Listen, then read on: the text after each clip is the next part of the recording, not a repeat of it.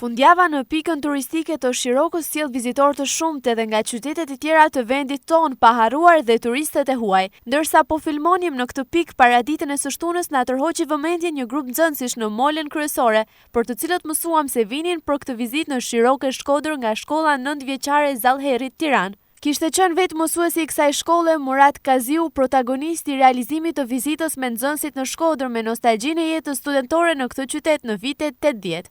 Shkodra për vlerat e veta, edhe ne që kemi qenë student në Shkodër rreth viteve 80, është e nostalgjia vjetër, e para dhe e dyta, për ndryshimin që ka hapësuar Shkodra ja vlen me ardhmë.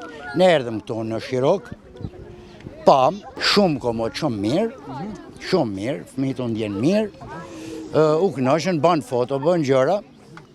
Tani do shkojmë edhe në Kala, sa atje kemi pikë dop, se qyteti atje ku kam jetuar unë, Lulishtja një maj nuk ekziston më, se aty i kam një kënaqësi për një 4 vjet. Kaziu thot se pavarësisht shumë ndryshimeve, Shkodra ka qenë dhe mbetet Shkodër, ndaj vizitat në këtë qytet janë gjithnjë të këndshme për ata që kanë kaluar një pjesë të jetës këtu. Shkodra ngelet mrekulli, vendi i kulturës.